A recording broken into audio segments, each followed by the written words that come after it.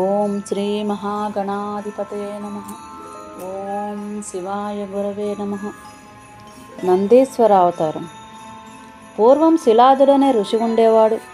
అతనికి సంతానం లేదు. ఇంద్రుడి సలహాపై శివారాధన చేయగా ఎన్నాళ్ళకో ప్రత్యక్షమయ్యాడు ఈశ్వరుడు. ఏం కావాలో కోరుకోమన్నాడు.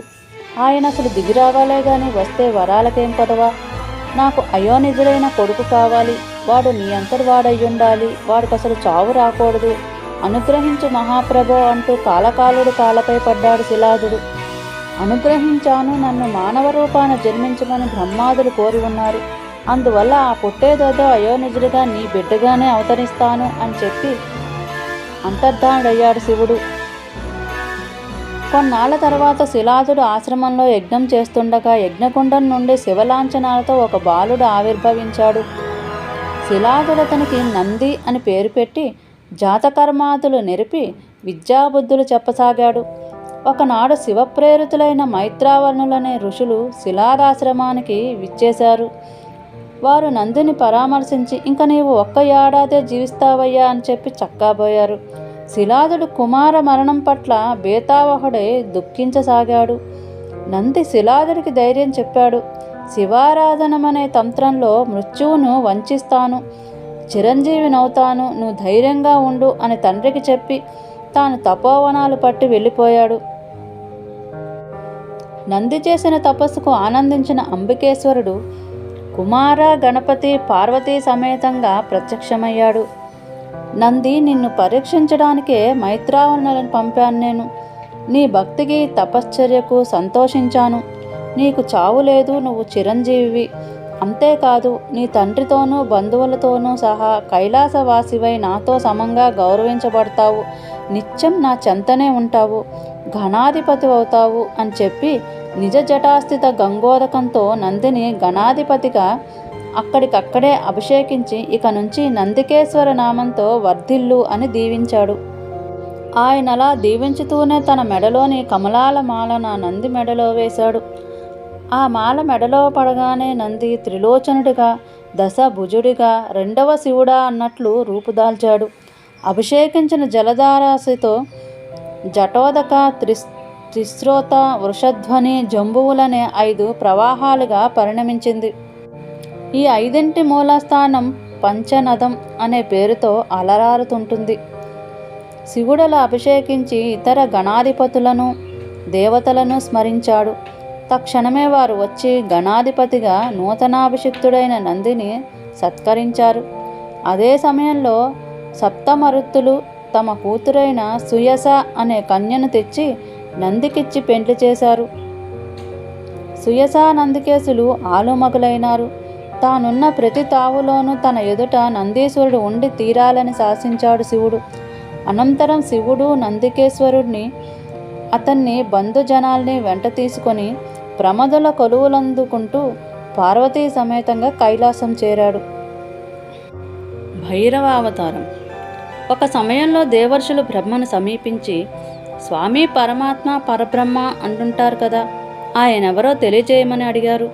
అందుకు జవాబుగా శివమాయా మోహితుడైన బ్రహ్మ నేనే పరమాత్మని అన్నాడు. అక్కడే విష్ణువు కూడా ఉన్నాడు. ఆయన కలగచేసుకొని, నీ తండ్రిని నేను ఇక్కడుండగానే అలా మాట్లాడతావేమిటి? నేనే నిజమైన పరమాత్ముణ్ణి, యజ్ఞనారాయణుణ్ణి అన్నాడు. హరిబ్రహ్మలలా వాదించుకుంటుండగా వారి మధ్య నుండి ఒక జ్యోతిష్యు బయలువెడలి బ్రహ్మాండమంతా నిండి ప్రజ్వరిల్లసాగింది. ఆ వెలుగులో త్రిశూలపాణి అయి నీలలోహిత రుద్రుడు స్పష్టంగా ప్రత్యక్షమయ్యాడు. అతనిని చూడగానే బ్రహ్మ పక్కున నవ్వాడు. నువ్వుటై నా నొసటిలోంచేగా నువ్వు పుట్టింది. పుట్టగానే బోరును ఏడుస్తుంటేనే సర్లెమ్మని చెప్పి తెచ్చుకుని ఉన్నాను. నన్ను ప్రార్థించుకో, నీకు రక్షణ కల్పిస్తాను అన్నాడు. విధాత యొక్క అహంభరిత వచనాలకి రుద్రుడు తక్షణమే భైరవాకృతిలో ఒక మహాపురుషుణ్ణి సృష్టించాడు.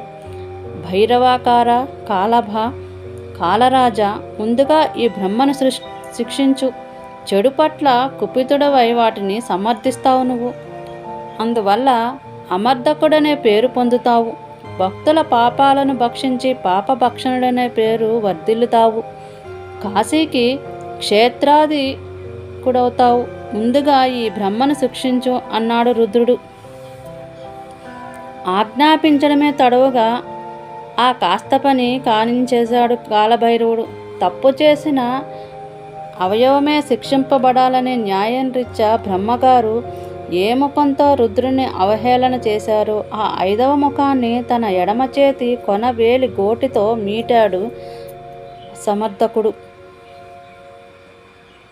దాంతో ఆ పద్మగర్భుడికి బుద్ధి వచ్చేసింది, అహం తొలగిపోయింది. పద్మనాభుడితో కలిసి తను కూడా పశుపతిని ప్రార్థించాడు. అపరిమిత దయామూర్తి గదా ఆ రుద్రుడు వెంటనే వారిని అనుగ్రహింపజేశాడు. హరిబ్రహ్మలను ఏ మరకు సత్కరించమని భైరవుడికి చెప్పాడు. బ్రహ్మదేవుడు 5వ తల యొక్క కపాలాన్ని చేతి ధరించి లోక సంచారం చేస్తూ బ్రహ్మహత్య పాతకాన్ని పోగొట్టే కపాల వ్రతాన్ని బోధించవలసిందిగా ఆజ్ఞాపించాడు. బ్రహ్మహత్య అనే కన్యను సృష్టించి కాశీ చేరేదాకా భైరవుణ్ణి వెంబడించమన్నాడు. కాలభైరవుని మహిమ. విధి పుర్రెను కేలపూని కాలభైరవుడు లోకాలు చరిస్తుండగా అతని వెనకాలే వెడుతోంది బ్రహ్మహత్యా కన్య. మున్ముందుగా వైకుంఠం వెళ్ళాడు భైరవుడు. విష్ణుమాతనికి స్వాగత సత్కారాలు చేశాడు. అఖండమైన అతిథి మర్యాదలు చేశాడు. అంతలోనే శ్రీ మహాలక్ష్మి రత్నమణి సువర్ణమయితమైన మనోరథపతి అనే పేరు గల భిక్ష తెచ్చి భైరవుని చేతనున్న పుర్రెలో ఉంచింది. భైరవుడు వైకుంఠం నుండి బయలుదేరుతూ, విష్ణు, అతిథి మర్యాదలు ఎరిగిన నీ పట్ల తృప్తుడనైనాను, ఏం కావాలో కోరుకో అన్నాడు. నీ పాదాల యందు భక్తి చెదరకపోవడమే చాలు అని కోరాడు విష్ణువు.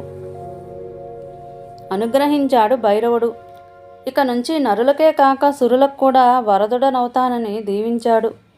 అలా లోకాలన్నీ తిరిగి తిరిగి కాశీ చేరాడు కాలభైరవుడు. ఆయన కాశీలో అడుగుపెట్టగానే వెన్నంటి వస్తున్న బ్రహ్మహత్య గావుకేకలు పెడుతూ పాతాళానికి కృంగిపోయింది. చేతి నుండి బ్రహ్మకపాలం రాలి పడిపోయి కపాల తీర్థం ఏర్పడింది. ఆయన కాశీలోనే స్థిర నివాసం ఏర్పరచుకొని భక్తులను రక్షిస్తూ వారి అభీష్టాలను తీరుస్తూ ఉండిపోయాడు. మార్గశిర మాస కృష్ణపక్షం అష్టమి తిథి నాడు జన్మించాడు కాలభైరవుడు. ప్రతి సంవత్సరం ఆ రోజు ఉపవసించి కాలభైరవ సన్నిధానంలో భక్తియుతంగా జాగరణ చేసినట్లయితే ఆ స్వామి వారి సర్వ పాపాలను పారద్రోలుతాడు. కాశీలోనే నివసించేవారు మాత్రం ప్రతి అష్టమి చతుర్దశి తిథుల్లోనూ మంగళవారం నాడు కూడా ఖచ్చితంగా కాలభైరవ దర్శనం చేసుకోవాలి. అలా చేయని వారి పాపాలు శుక్లపక్షం చంద్రుడిలా దినదినాభివృద్ధి చెందుతాయి. ఈ కాలభైరవోపాఖ్యాన్ని ఆశాంతం అర్థసంయుతంగా పఠించిన వారికి కారాగారాది బంధాల నుండి కూడా విముక్తి లభిస్తుంది.